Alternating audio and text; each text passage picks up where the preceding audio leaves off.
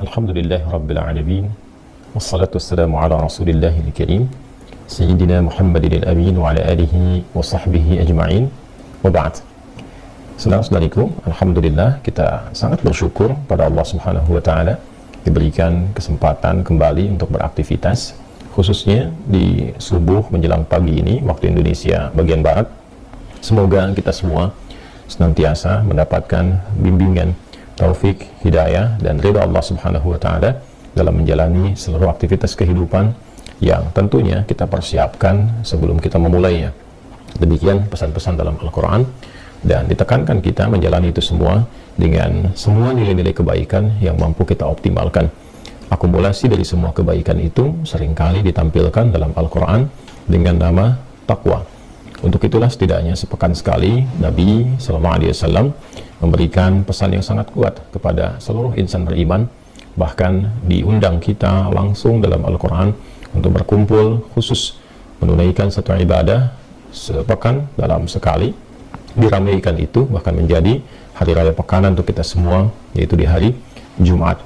Dalam salah satu bagian khutbah, khatib mengingatkan kita semua melanjutkan risalah yang disampaikan, dipesankan oleh Rasulullah SAW agar kita senantiasa meningkatkan ketakwaan kita kepada Allah Subhanahu wa Ta'ala dengan sungguh-sungguh, dengan serius, dan mengimplementasikan nilai-nilai ketakwaan itu dalam tatanan kehidupan kita yang terjaga sampai dengan kita wafat kembali pada Allah Subhanahu wa Ta'ala.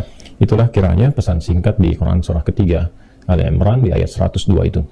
Ya ayyuhalladzina amanu taqullaha haqqa tuqatih wa la tamutunna illa wa antum muslimun. Hai semua yang telah menyatakan dirinya beriman kepada Allah Subhanahu wa Ta'ala, yakin bahwa ia akan kembali, yakin dengan ketuhanan Allah Subhanahu wa Ta'ala, maka ia buktikan keyakinan tanpa ragu itu dengan menunaikan segala arahan-arahan berupa perintah Allah Subhanahu wa Ta'ala, meninggalkan larangan-larangan yang Allah mintakan, bahkan untuk menjauhinya. Maka semua itu disebut dengan takwa. Tingkatkanlah takwa kalian kepada Allah dengan cara yang benar, dengan sungguh-sungguh, dengan serius. Bukan hanya ketika bersama orang terlihat seperti baik, ketika sendirian menghilang nilai-nilai kebaikan itu. Di semua tempat, semua keadaan, semua aktivitas kita hadirkan. Dan di antara sekian banyak aktivitas itu ada yang terkait hubungan kita dengan Allah. Saat sholat, kita mencoba menunaikan sholat dengan spirit takwa. Sholat dengan pakaian yang baik, sholat dengan niat yang baik, sholat dengan khusyuk yang baik. Itu bagian sifat takwa yang melekat pada ibadah ritual. Demikianlah disebut orang-orang takwa misalnya di Al-Baqarah ayat kedua sampai dengan ayat 3 yang mengimplementasikan takwanya dengan meningkatkan iman dan menyempurnakan salatnya. Dzalikal kitabu la raiba fi hudal lil muttaqin alladzina yu'minuna bil ghaibi wa yuqimunas shalah. Orang-orang takwa al-muttaqin di sana adalah orang yang senantiasa meningkatkan keimanannya kepada Allah dan dia mengimplementasikan nilai-nilai keimanan itu dengan menyempurnakan salatnya. Demikian pula dalam kehidupan kita saat berinteraksi dengan lingkungan, dengan manusia, bahkan hewan dan tumbuhan. Ada nilai-nilai takwa yang diminta oleh Al-Quran untuk dipraktekkan. Kita ambil contoh Quran surah ke-49 misalnya, Al-Hujurat di ayat ke-13 itu. Ya ayyuhan nasu inna khalaqnakum min dzakarin wa untha wa ja'alnakum syu'uban wa qabaila lita'arafu inna akramakum 'indallahi atqakum. Hai semua manusia, dengan keagunganku kuciptakan kalian itu dari lelaki ada perempuan, lalu kemudian menyebar berbeda-beda tempat, beda-beda berdomisili dari RT, RW yang berbeda, kecamatan, kabupaten, bahkan sampai ke level negara. Bahkan waqabail, sukunya pun satu tempat mungkin boleh jadi berbeda. Satu provinsi, beda kabupaten, beda suku. Semua itu dinamika berkehidupan, perbedaan-perbedaan tempat, lita'arafu, untuk menjadikan kita saling mengeratkan silaturahim, saling berinteraksi dalam kebaikan, saling mengenal. Bukan litakhasabu, kita berbeda itu bukan untuk saling berselisih, bukan untuk saling mencela, untuk saling merendahkan, karena keragaman yang ada itu sesungguhnya adalah jalan menuju kesatuan, jalan untuk menampilkan keindahan. Bayangkan kalau semua sama, tidak ada keragaman, tak ada keindahan. Kita melihat ikan saja berbeda-beda, warnanya berbeda, ada keindahan yang kita rasakan. Maka berbeda-beda tempat, beda domisili, Masya Allah, ada beda budayanya, ada dari sisi bahasanya, ada keunikan-keunikan yang ada, sehingga melengkapi berbagai warna itu menuju pada satu keindahan yang bisa dirasakan bersama. Tapi kapan itu semua bisa terasakan? Inna akramakum indallahi atqakum, yaitu ketika kita mampu menampilkan nilai-nilai ketakwaan, value takwa itu kita praktekkan karena Allah Subhanahu wa Ta'ala. Di takwa ada penghormatan, Di takwa ada tenggang rasa, di takwa ada toleransi yang diatur oleh Allah secara langsung, di takwa ada kedisiplinan, di takwa ada saling membantu dalam kebaikan. Jika itu kita praktikkan dalam konteks hubungan kemanusiaan, kasih sayang yang baik didasarkan pada ketaatan pada perintah Allah Subhanahu wa taala, maka muncullah harmoni dalam kehidupan yang bisa kita gali. Nah, itu kita pertahankan secara tunduk patuh pada ketentuan Allah sampai kita wafat. Wala tamutunna illa wa antum muslimun. Satu ayat ini saja yang dipesankan dalam setiap kesempatan Jumat itu. Saya punya keyakinan, dan kita semua punya keyakinan tanpa ragu, bahwa insya Allah kita akan menjadi pribadi yang lebih baik, paripurna dalam kemuliaan, dengan Allah baik, dengan manusia, dengan lingkungan baik. Menjaga itu sampai meninggal dan wafat dalam keadaan husnul khatimah, akhir yang baik.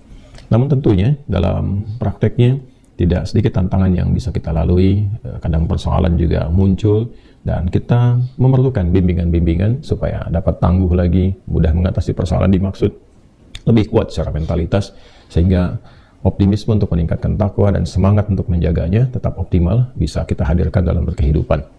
Nah teman-teman, di edisi kali ini kita akan mencoba menampilkan bimbingan-bimbingan praktis yang kita serap dalam kurikulum Al-Quran, juga petunjuk hadis-hadis Nabi SAW terkait dengan boleh jadi berbagai macam persoalan yang kita hadapi.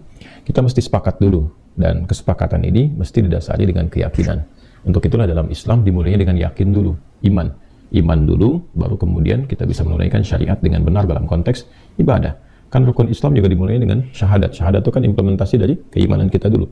Ya, sebelum kita sholat, sebelum kita zakat, puasa, haji, kan iman dulu. Asyhadu an la ilaha illallah wa asyhadu anna Muhammadan Rasulullah. Karena itulah ketika kita sholat pun, sholat itu juga bagian dari implementasi iman. Bahkan disebut juga di dalam Al-Quran dengan kata iman. Wa ma kana Allahu liyudhi'a imanakum, dan Allah tidak akan menyia-nyiakan sholat yang kalian tunaikan dengan iman kalian itu. Jadi itu dasarnya, itu pokoknya. Nah, berinteraksi dengan Al-Quran sebagai kurikulum kehidupan, jika memang kita mengharapkan Al-Quran itu ketika dibaca melahirkan petunjuk, melahirkan manfaat yang bisa bukan sekedar mengarahkan kita, tapi juga membimbing kita secara langsung menuju yang terbaik. Ya, inna hadzal Qur'ana yahdi lillati hiya aqwam.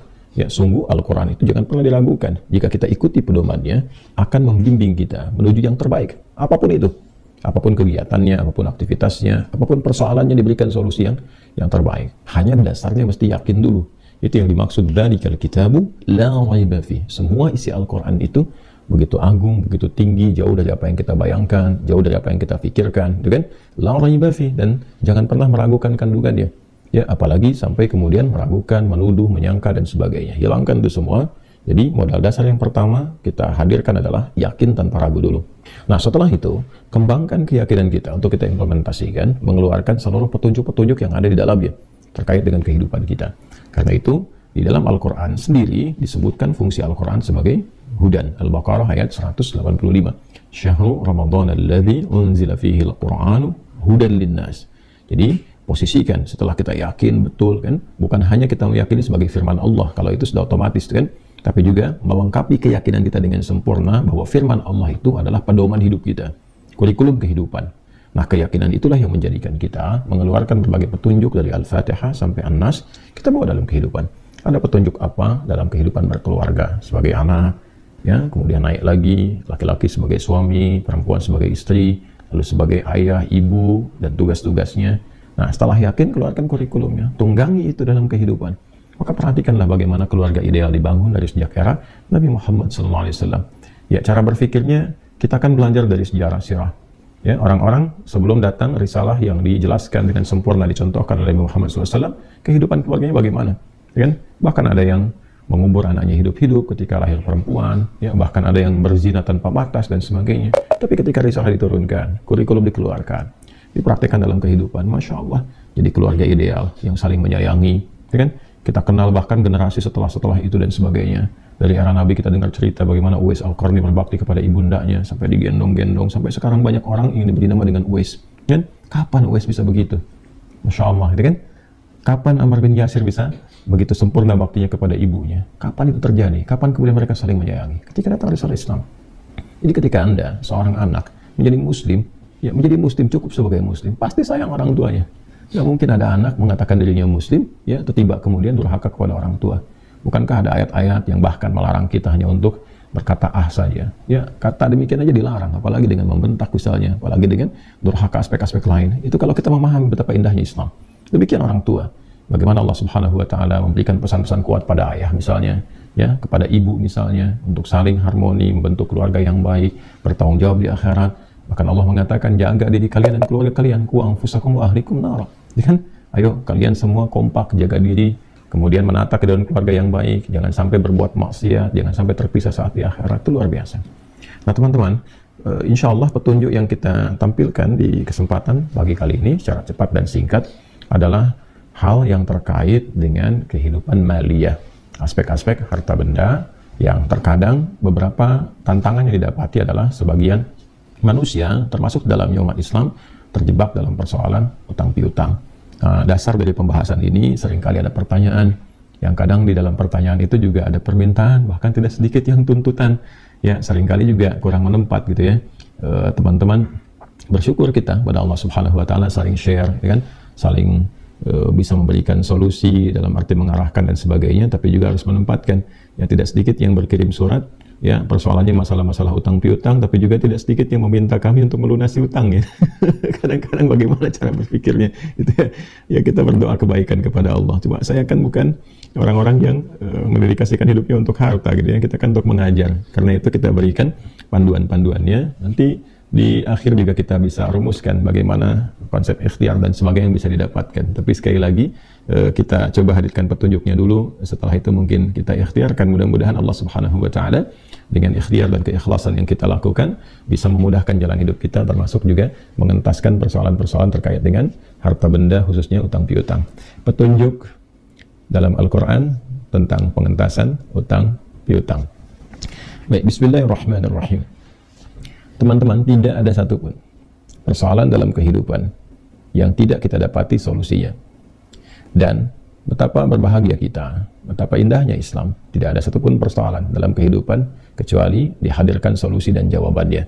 Bahkan itu dimulai sejak Nabi SAW diberikan risalah pertama yang berkelanjutan, sempurna isinya, dan dipraktekkan melintasi zaman. Semuanya sesuai dengan keadaan kita. Dan Masya Allah itu menunjukkan kebenaran risalah Islam. Bukan kreasi Nabi, bukan karang-karang Nabi, tapi memang hadir dari petunjuk Allah Subhanahu wa taala yang mengetahui seluk-beluk kehidupan kita. Nah, terkait dengan utang piutang yang kiranya ada kesulitan-kesulitan tertentu dari sebagian orang untuk bisa mengatasi itu semua, maka kita akan hadirkan beberapa doa-doa yang mengoneksikan kita dengan Allah Subhanahu wa taala yang kemudian kita implementasikan dalam konteks kehidupan kita. Nah, sekarang kita akan masuk kepada zikirnya saja, zikir pengentas utangnya dalam Al-Quran, juga dalam hadis seperti apa. Adapun bab-bab yang kenapa mesti berutang, kenapa begini, kenapa begitu, kita simpan dulu saja ya di pembahasan yang lain, karena nanti ada aspek-aspek juga yang mesti kita gali dalam beberapa hal. Ya, ada proses utang piutang yang dipraktikkan oleh Nabi juga di saat beliau berkehidupan, ya kan? Tapi juga itu diizinkan oleh Allah Subhanahu wa taala untuk memberi contoh kepada kita kapan harus berutang, kalaupun itu mesti dilakukan. Ya, bagaimana cara menutupnya, ketika ada kesulitan bagaimana cara memohonnya. Nah, kita masuk ke level ketiga dulu, ya, sebelum nanti insya Allah di lain kesempatan kita lengkapi 1 dan 2 seterusnya. Ini untuk menjawab beberapa persoalan-persoalan yang mendesak kadang-kadang dimintakan kepada kita untuk sharing. Baik, bismillahirrahmanirrahim. Kita mulai urutkan dulu teman-teman dari Al-Quran dan hadisnya. Ya, kita dalil, kita tunjukkan dulu. Kan temanya itu zikir pengentas utang kan? Ya, kita turunkan dulu ya, zikir pengentas utang ya.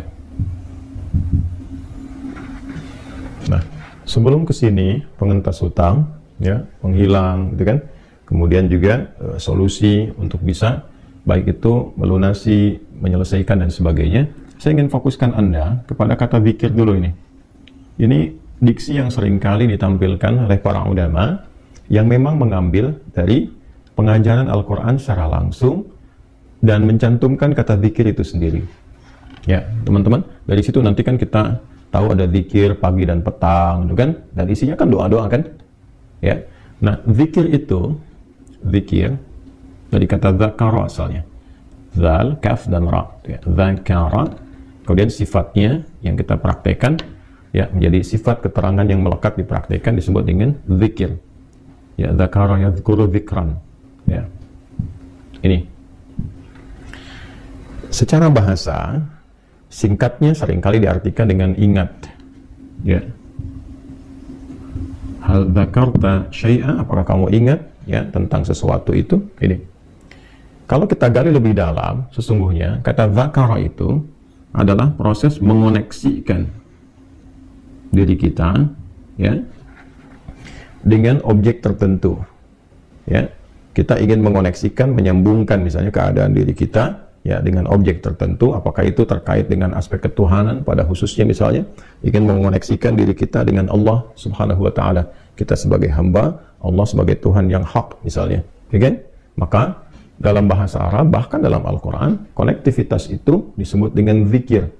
Makanya kenapa disebut dengan ingat? Karena saat ingat kita terkoneksi kan? Ya kan?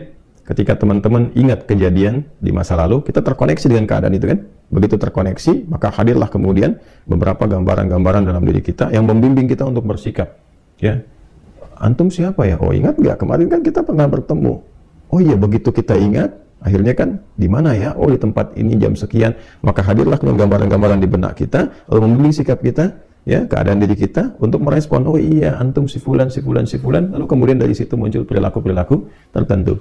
Demikian ketika seseorang mengingat Allah Subhanahu wa taala dan terkoneksi, tersambung dengan kuat, maka datanglah kemudian petunjuk-petunjuk, ya, datanglah kemudian gambaran-gambaran yang hadir dalam jiwanya sebagai petunjuk untuk bersikap menyikapi persoalan yang ada dalam kehidupan, ya kan? Nah, implementasinya bisa macam-macam teman-teman sekalian, ya. Bisa dalam bentuk sholat misalnya, ya. Karena itu sholat disebut dengan zikir sini. Dalilnya apa? Quran surah ke-20 Thaha ayat ke-14. Itu sholat disebut dengan zikir. Ya. Innani anallahu la ilaha illa ana fa'budni wa aqimis salata li dzikri. Sungguh akulah Allah, Tuhan yang hak, tidak ada Tuhan selain aku, kata Allah, maka buktikan kebertuhananmu kepadaku dengan menunaikan salat, sembah aku ya, dan tunaikan salat sebagai zikir. Nah ini kepadaku yang mengoneksikan kau denganku karena imanmu. Jadi salat disebut dengan zikir karena saat salat kita terkoneksi dengan Allah. Ya. Baik. Pun demikian doa. Nah ini doa juga disebut dengan zikir. Nah, doa ya disebut dengan zikir. Karena saat kita terkoneksi ya dengan Allah itu dalam keadaan berdoa. Saat berdoa kan kita nyambung kan, terkoneksi dengan Allah kan, bahkan menyebut namanya ya. Makanya seringkali ada zikir-zikir, azkarus sabah, azkarul masa, zikir pagi, zikir sore, isinya kan doa semua tuh.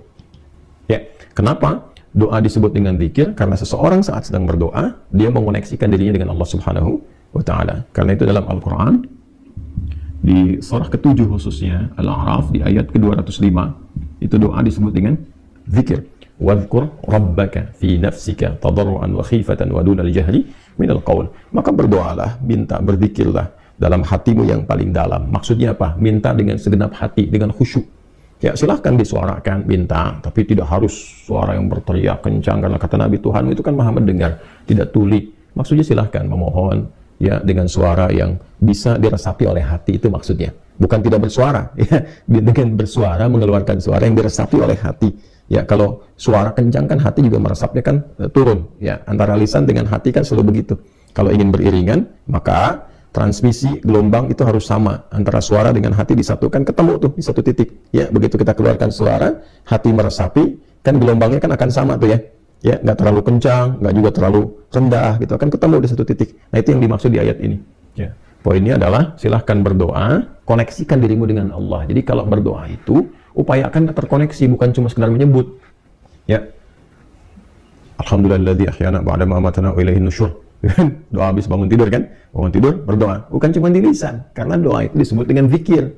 Ya, jadi upayakan yang dibaca itu terkoneksi, terhubung kepada Allah. Bagaimana bisa terhubung? Kalau imannya jalan, kalau hatinya meresapi itu. Makanya ketika kita berdoa, usahakan itu dalam keadaan sadar. Ya, sadar, jangan dulu sambil ngantuk begini. Nah, kesadaran itu didorong oleh kehusyuan dalam hati. Itu yang dimaksud zikir. Ya, wadhkur rabbaka fi nafsika tadarruan wa khifatan wa dunal jahri minal qaul. Ini gambarannya, teman-teman sekalian. Maka doa disebut dengan zikir karena mengoneksikan seorang hamba dari permohonannya kepada Allah Subhanahu wa taala. Ini ya, kebertuhanan kita kepada Allah, sekaligus memberikan kesan jangan sekedar melafalkan, tapi iringi lafaz kita itu dengan penguatan dalam jiwa kita. Ya, termasuk Al-Quran juga. Ya, ketika kita membaca, baik itu qiraat, ya, bahkan itu tilawah, bahkan itu hafalan. Ya. Qiraat, mana dalilnya misalnya? Qiraat itu sekedar membaca. Bukankah saat kita membaca, merasakan diri kita lebih terkoneksi dengan Allah kan? Ya, tandanya ada ketenangan dalam jiwa kita. Sehingga konektivitas kepada Allahnya lebih kuat. Ya. Apa dalilnya? Quran dalam konteks bacaan disebut dengan zikir. Quran surah ke-15, Al-Hijr. Quran surah ke-15, ayat ke-9. Inna nahnu nazzalna dzikra wa inna lahu lahafidhun. Kan? Kami, kata Allah, dengan keagunganku yang menurunkan Al-Quran kepadamu. Kami di situ ta'zimun nafsi li ta'zim sya'ni, dengan segala keagunganku, kan? Ya, diturunkan Al-Quran sebagai sesuatu yang dahsyat, istimewa, agung, ya. Kemudian apa fungsinya? Ya, Quran itu sebagai zikir, nazzalna dzikra yang mengoneksikan engkau dengan Allah. Jadi kalau kita ingin terkoneksi dengan Allah, mendapatkan petunjuknya, gali banyak Al-Quran. Cara menggalinya bagaimana? Bisa baca dulu. Kalau nggak bisa baca, bagaimana mendapatkan petunjuknya? Setelah itu, nah ini dia. Setelah bisa baca, kemudian secara tematik kita keluarkan apa yang kita butuhkan dari Al-Quran. Ya, solusi apa? Apakah sedang sakit, bagaimana minta kesembuhan? Apakah sedang dilihat tentang piutang seperti bab kita, bagaimana cara mengeluarkan ayatnya? Apakah sedang ada kesulitan tertentu dalam pekerjaan, kehidupan rumah tangga, apa ayatnya? Babnya sudah ke tilawah. Karena itu saat tilawah, ya, tuliyat itu kan dibacakan, dipahami, didengarkan, ya, kemudian itu disebut juga dengan zikir. Ya, dari mana tahunya misalnya? Ya, kita lihat di Quran surah ketiga Ali Imran misalnya di ayat 191. Tuh. Alladzina yadhkuruna Allaha qiyaman wa qu'udan wa 'ala junubihim wa yatafakkaruna fi khalqis samawati wal ard. Ya, ulul albab itu siapa ulul albab? Orang yang paham sesuatu pada intinya. Dari mana bisa paham? Karena dia terkoneksi dengan Allah. Dia sering tilawah, sering berpikir, merenungkan sesuatu, meriset, membawa petunjuknya. Karena itu ketika dia meriset, terkoneksi dirinya dengan Allah. Ya, minta petunjuk, bertambah keimanan. Ya, tentang penambahan imannya terkait dengan tilawah itu ada di Quran surah ke-8 misalnya ayat kedua. Dibuka dengan iman, diakhiri dengan tilawah. Innamal mu'minuna alladzina idza dzukirallah wajilat qulubuhum wa idza tuliyat tilawah alaihim ayatuhu zadathum imana wa ala rabbihim yatawakkalun. Jadi orang beriman tuh, insan beriman tuh ukurannya kalau disebutkan nama Allah ada konektivitas. Ya. Nah, nanti ada jawaban dalam hatinya, konfirmasi. Setelah itu dia bertilawah, begitu dibacakan ayat-ayat kepadanya, kan itu dibacakan saja bertambah iman dia. Ya. Kemudian setelah itu apa?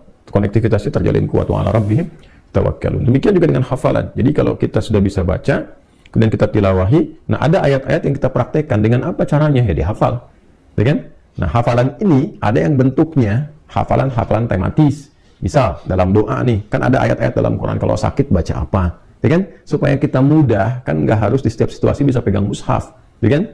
Maka hafalkan ayat-ayat itu, kita bawa, ya kan? Nah, ini gambaran contohnya. Maka saat kita akan bawa di setiap keadaan bisa kita praktekkan, maka hafalan mendorong kita untuk mempraktekkan dengan mudah. Nah, hafalan pun disebut zikir. 4 kali disebutkan dalam Al-Quran, ya. Di Quran surah ke-54, ya. Kita temukan teman-teman sekalian, ada 4 kali disebutkan ketika Allah berfirman, walaqad yassarnal Qur'ana lidzikri fahal mim muddakir. Ya, dengan menggunakan kata zikir. Saya ambil salah satu saja langsung di ujungnya di ayat ke-40. Ya. Jadi kalau kita ambil bagian ini, keseluruhannya kita gabungkan dan kita kembalikan ke tema kita tentang zikir pengentas utang, maka kita akan temukan bimbingan. 1. Ya. Apa yang dibaca? Zikirnya yang dimaksudkan apa yang dibacanya? Dan bagaimana cara membacanya? Ya. 3, kapan? Nah, jelas ya?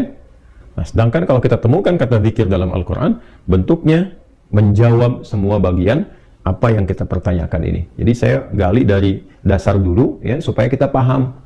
Dan dengan pemahaman ini, mempraktekannya akan berbeda dengan sekedar cuma saya sebutkan, baca ini ya, baca itu ya, gitu ya. Saya ingin Anda mengerti, saya mengerti, kita mengerti saat membaca itu dasarnya apa. Nanti bisa mengajarkan kembali, itu bukan sekedar kita praktekkan.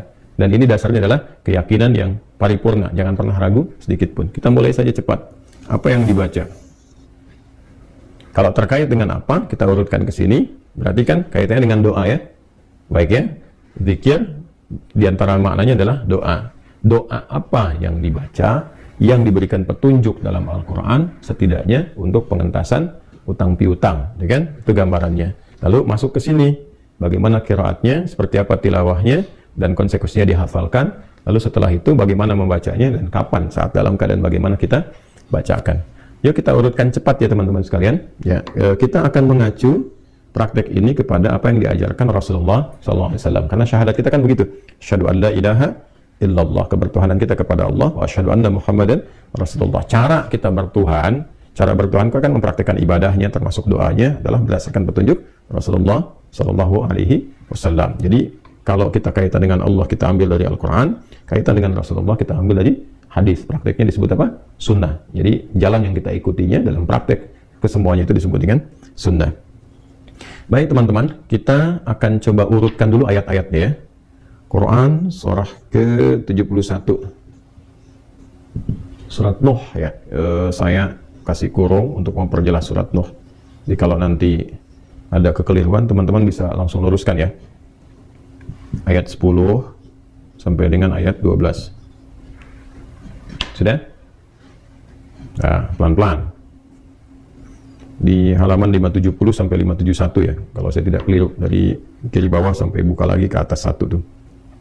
Kemudian lanjut, Quran surah ketiga Ali Imran ayat 26 ya, pelan-pelan ya. Kemudian Quran surat pertama Al-Fatihah ya, sebagai penutup ayat 1 sampai 7. Dan nah, sekarang praktek hadisnya.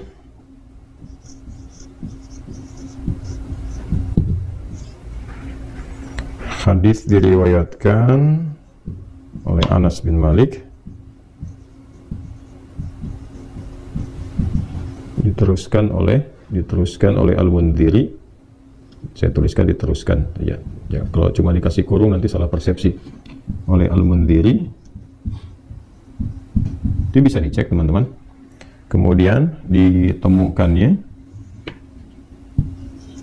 ini tekan ke atas, ditemukan di kitab Al-Jami' As-Shaghir.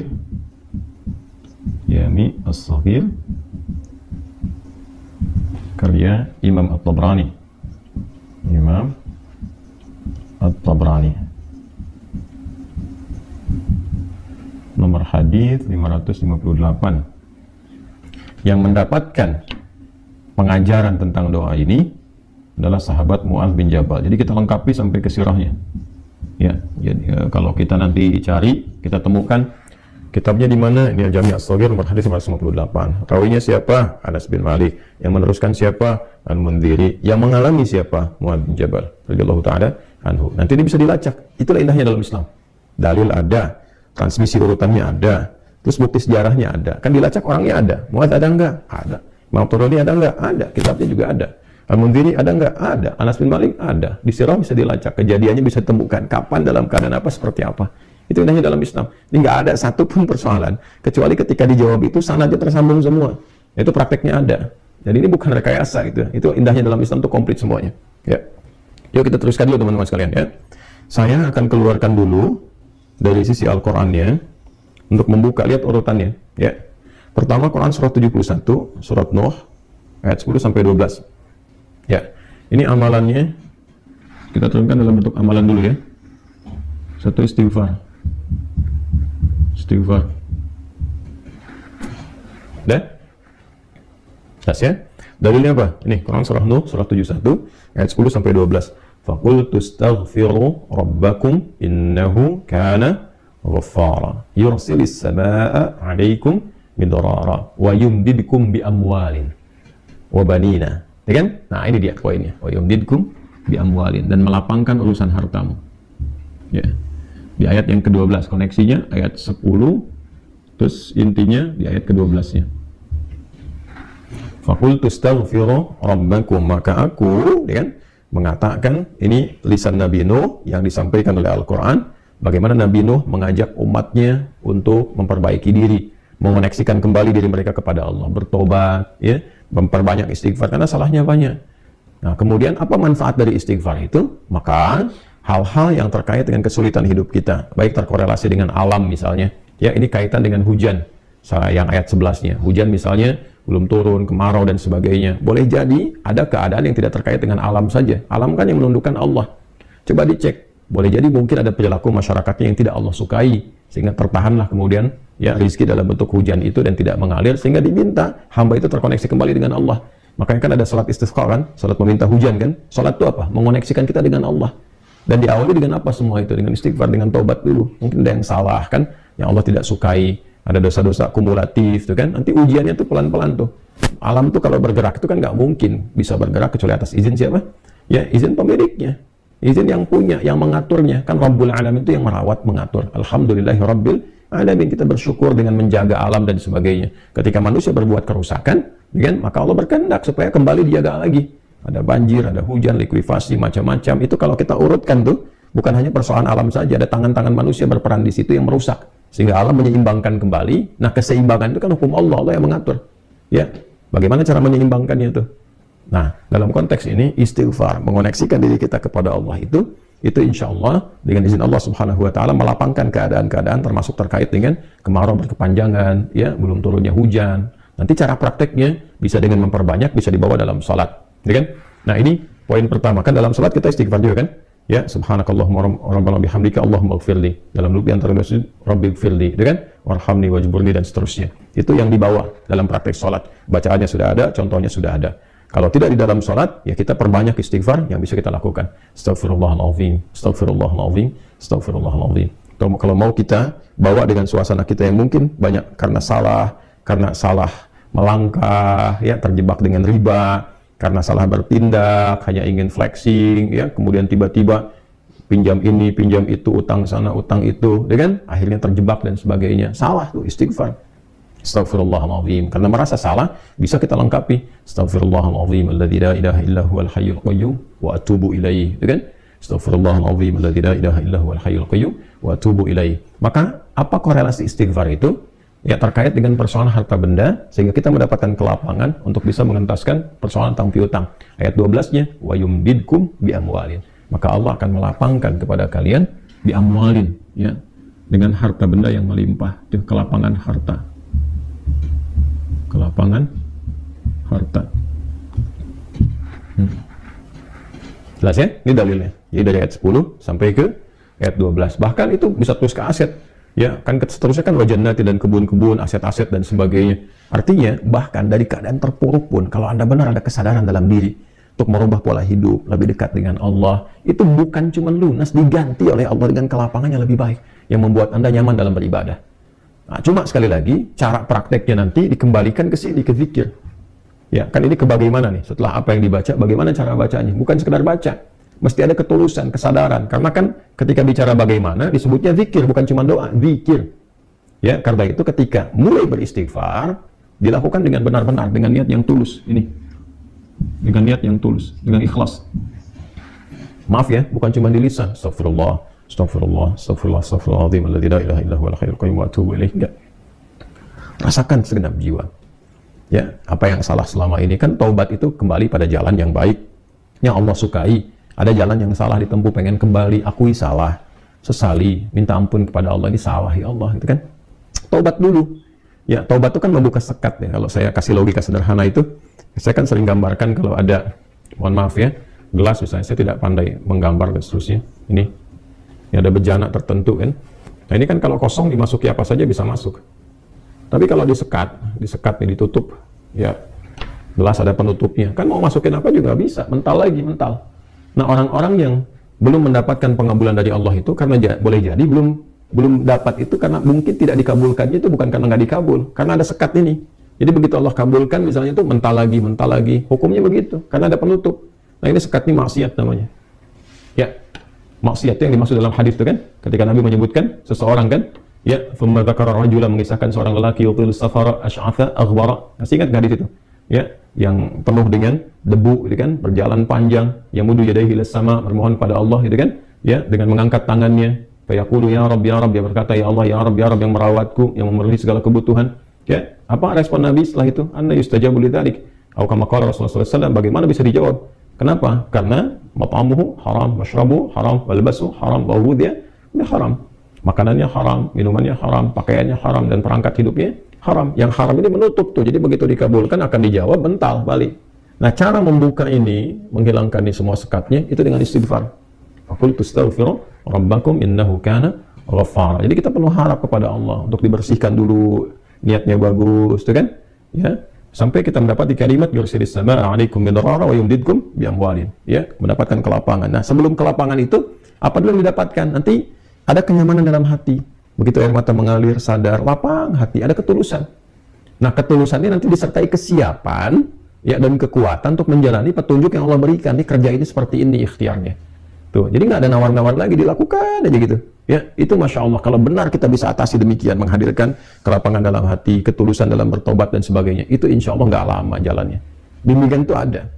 Sampai Anda merasakan nikmatnya, Masya Allah, bisnis tanpa utang, yang tadinya sering kali terjebak dalam leasing yang nggak bisa bayar, ini yang bunga yang terus berbunga lagi. Tiba-tiba begitu selesai, Anda bisnis tanpa utang, nyamannya luar biasa, enak. Ya, nggak ada dikejar-kejar yang bikin gelisah, tuntutan begini, begitu. Sekalipun mesti ada utang-utang kecil, cash flow yang bisa diseimbangkan, tapi jalannya syar'i, indahnya luar biasa ini. Ya, dimulai dari sini dulu. Ya, nah sekali lagi, ini gambaran dasarnya teman-teman sekalian.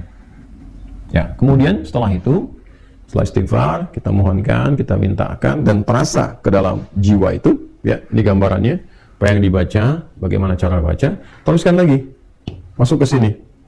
Quran Surah Ali Imran, Quran Surah ketiga, ayat ke-26. Saya ulangi ya, Quran Surah ketiga, ayat 26. Coba lihat ya, sebelah kanan itu di pertengahan. Ya, a'udzubillahi minasyaitonir rajim, bismillahirrahmanirrahim. Qulillahumma malikal mulki tu'til mulka man tasha' wa tanzi'ul mulka mimman tasha' wa tu'izzu man tasha' wa tudhillu man tasha' biyadikal khair innaka 'ala kulli syai'in qadir. Ya. Kalau mau disambung itu dengan baca praktek dalam hadisnya yang Nabi ajarkan, maka silahkan bisa dipraktekkan langsung dari bimbingan Nabi. Ya, ini di Al-Jami' As-Shaghir karya Imam At-Tabrani nomor hadis nomor 58. Nanti rawinya yang menyampaikan sahabat Anas bin Malik radhiyallahu taala anhu, diteruskan nanti oleh Al-Mundhiri. Nah, apa kisahnya? Kisahnya disampaikan bahwa Nabi SAW satu saat mengajarkan kepada sahabat Mu'adz bin Jabal. Ini sahabat Mu'adz ini banyak sekali mendapatkan beberapa petunjuk-petunjuk dari Nabi yang sangat penting dan sifatnya strategis semua. Jadi teman-teman yang diplomat misalnya, nah nanti ada fikih diplomat dalam Islam. Mulai dari bagaimana cara memetakan wilayah. Sebelum berangkat tuh udah belajar dulu. Jangan sampai ditugaskan di satu negara, ya Anda nggak pelajari, tiba-tiba langsung datang begitu aja. Ya, saya seringkali memberikan masukan pada teman-teman diplomat yang bertemu, jangan sampai terjadi ditugaskan di satu negara, bahkan nggak bisa bahasa negara itu. Tugaskan di Arab, nggak bisa bahasa Arab. Tugaskan di Brazil, nggak bisa bahasa Amerika Latinnya misalnya. Ya kan? Tugaskan di Jepang, nggak bisa bahasa Jepang. Sebelum berangkat pelajari dulu, di mana ditempatkan. Kursus belajar dulu, praktekkan. Ya, jangan sampai nanti berangkat di tempatnya yang dipakai cuma satu bahasa aja. Memang bahasa Inggris kan global, tapi kalau kita tahu bahasa daerah itu lebih efektif tuh komunikasi. Ya, nah ini gambarannya itu Mu'adz itu banyak dapat dari Nabi itu. Sebelum berangkat ke Yaman, Nabi berikan dulu petunjuk. Ini mitigasi dulu wilayahnya. Kamu akan temukan golongan ini, golongan ini, golongan ini. Kalau bertemu dengan yang ini, sikapnya mesti bagaimana? Ya, bagaimana cara menyampaikan pesan-pesan itu sehingga diterima dengan baik, dengan nyaman, dengan matang. Hasil mitigasi Mu'adz bin Jabal itu nanti akan diteruskan kemudian di era setelahnya. Ya, cuman tugas aja tuh sebagai diplomat. Tapi setelah itu di eranya Umar bin Khattab ditempatkan sebagai gubernur beliau. Ya, di era itu yang bisa mengentaskan kemiskinan. Karena apa? Ada riset sebelumnya. Ya, dan jadi ya perwakilan wilayah di situ. Yaman kan pada masa-masa itu adalah bagian provinsi bahkan. Umar bin Khattab naik jadi khalifah, memimpin tertinggi, Mu'adz bertugas untuk memimpin wilayah Yaman dan mengentaskan kemiskinan dalam jangka waktu yang sangat singkat, 3 tahun saja. Hasil dari itu semua. Ya, Anda diplomat, begitu punya pengalaman, suatu saat jadi dubes, jadi lebih baik.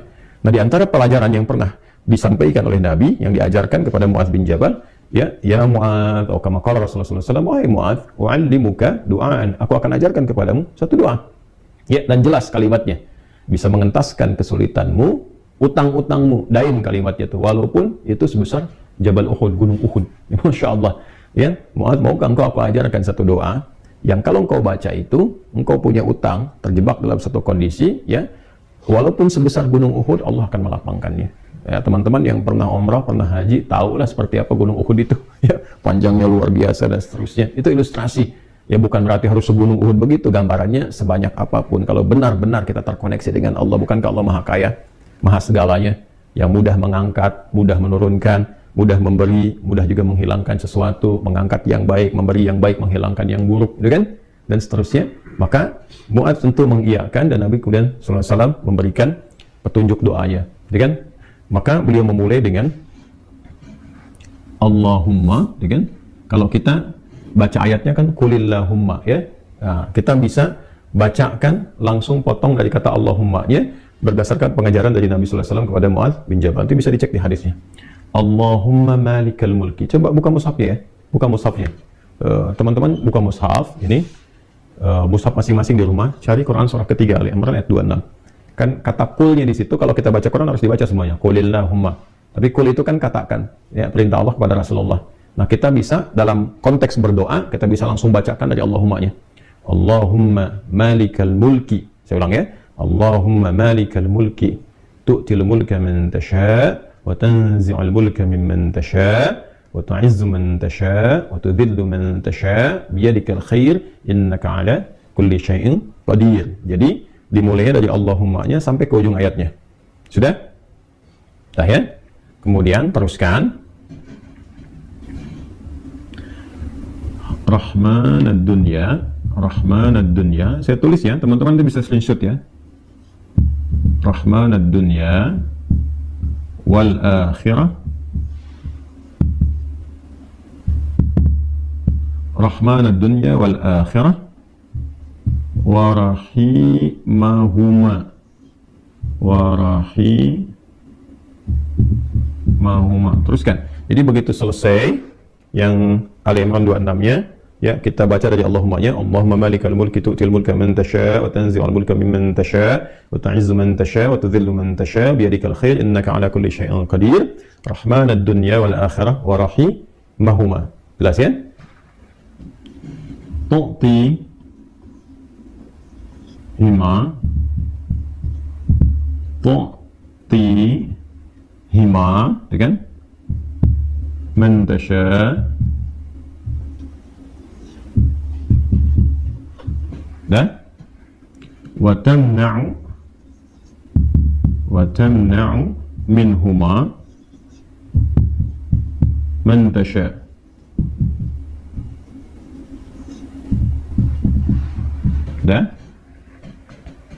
Sudah?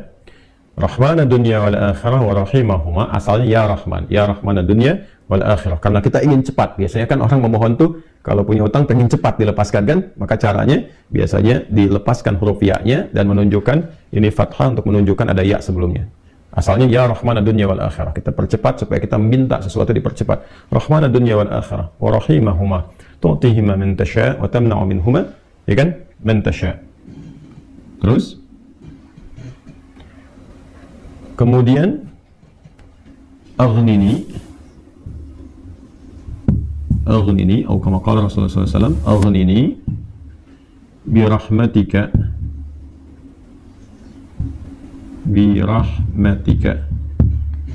sudah? Aghnini birahmatika, nih yang saya garis bawahi. Sudah? An rahmatin man siwak, atau kama qala Rasulullah SAW.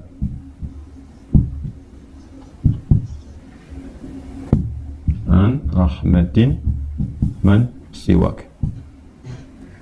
Sudah? Ini poinnya di sini yang saya garis bawahi. Allahumma malikal mulki tu'til mulka man tasha'. Ya Allah yang menggenggam segenap kekuasaan, Engkau memberikan kekuasaan pada siapa yang Engkau kehendaki. Wa tanzi'ul mulka mimman tasha', dan juga mencabut, mengambil kekuasaan dari siapa yang Engkau kehendaki. Wa tu'izzu man tasha', Engkau mengagungkan, mengangkat siapa yang Engkau kehendaki. Wa tudhillu man tasha', dan Engkau bahkan merendahkan di antara makhlukmu yang Engkau kehendaki. sesuai dengan hukum-hukum. Biyadikal khair, segala ketetapan kebaikan dan segala kemuliaan ada dalam ketetapanmu. Innaka ala kulli syai'in qadir, hanya engkau yang paling kuasa untuk menetapkan segala hal. Rahman dunya wal akhirah, ya Allah, yang maha pengasih, yang sempurna kasihnya dalam urusan dunia dan akhirat. Wa rahimahuma, dan sempurna kasih sayangnya dalam segala urusan dunia dan akhirat. Tu'tihi man tasya, engkau memberi siapapun, baik di langit ataupun di bumi, kepada siapa yang engkau kehendaki. Wa tamna'u minhum man tasya, engkau pun bisa mencegah apapun terjadi bagi siapapun, makhlukmu di langit ataupun di bumi. Jadi kita mengambil dua hal nih, yang baik Allah kasih, dari yang buruk-buruk dicegah, gitu kan? Kemudian ini yang paling indah, aghnini bi rahmatika, ya Allah, lapangkan aku. Aghni itu dari kata ghina, aghna yughni, aghni asal katanya dari kata ghina, sesuatu yang lapang dari segi harta, kayakan. Kadang diambil majas untuk mengayakan hati. Di sini maksudnya ke materi. Kayakan aku ya Allah, berikan aku kecukupan yang melapangkan aku, ya kan, dari urusan-urusanku. Maksudnya ini terkait hutang. Bi rahmatika, dengan rahmatmu. Ya ini bahasanya indah sekali. Ini balaghahnya tinggi banget ya. Ya kalau kita ambil ke bahasa kita kan begini. Ya Allah, yang paling sayangkan engkau, yang paling punya kan engkau, yang menguasai dunia dan akhirat kan engkau, yang memiliki kebaikan kan engkau, yang mencegah dari segala yang sulit pun kan engkau, yang punya solusi semuanya engkau.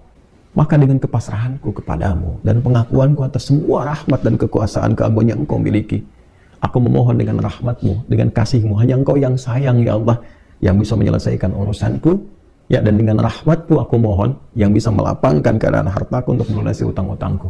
Kalau aku memohon kepadamu saja dengan segala kasih sayangmu, kepada sifat sayangmu, ya kan? Kalau aku memohon dengan segala sayangmu belum kau kabulkan, maka kepada siapa lagi aku mesti mohon? Sedangkan kau yang paling sayang kepadaku.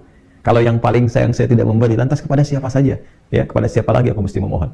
Maka aku mohon ya Allah, lapangkan keadaan diriku dengan sayangmu itu, sehingga aku tidak memohon dan meminta lagi kepada selainmu. Ini, ya, aghnini bi rahmatika an rahmatin man siwak.